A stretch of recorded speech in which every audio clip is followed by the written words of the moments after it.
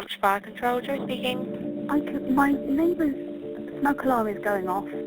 I've tried knocking on the door and ringing the bell, and I think I can smell smoke. Do you know if there's anybody else in the property? She does have a little girl, but I haven't heard her. And this was in the dead of night, so we were all asleep. And the alarms come on, all the lights come on, and you wake up. But when a call like a person's reported comes in, it gets a little bit more intense and everyone's a little bit more focused.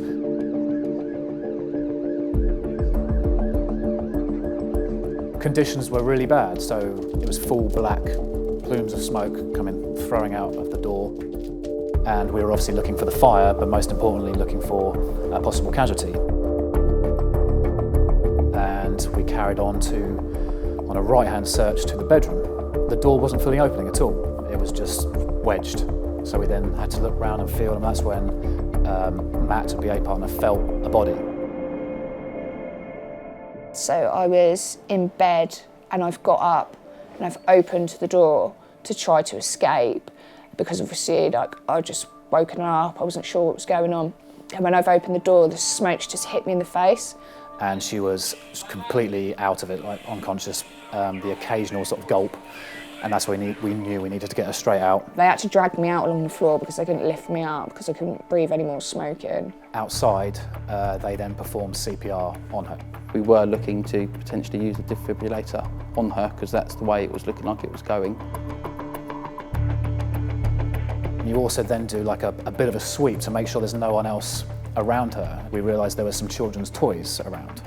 And we're thinking, oh dear, that's obviously not good. It must have been awfully scary to come into that situation, go in there, not be able to see anything, get a body out, and then you're looking for a child. Obviously, because we had found children's toys, we wanted to go back and carry on our search because there would obviously be another room, and we ended up finding a children's room with a cot.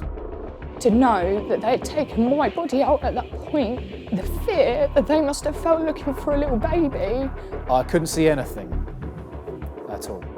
We were working on Amber for it seemed a very, very long time. I think we did 4 or 5 rounds of CPR before she come back round. They were quickly asking her, is there anyone else inside? And she said, no, my child's with someone else. The relief with myself and my colleague, who we both have children, was immense.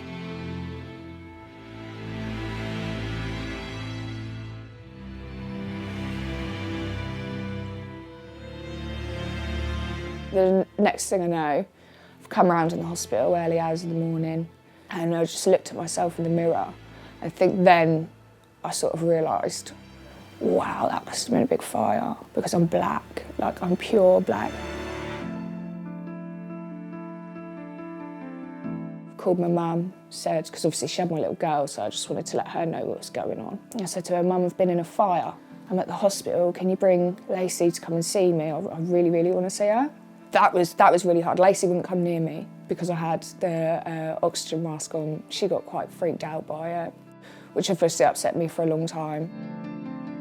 I've since been told that she did some cooking, and she was cooking, and she then fell asleep, I believe. And for some reason, I took myself to bed.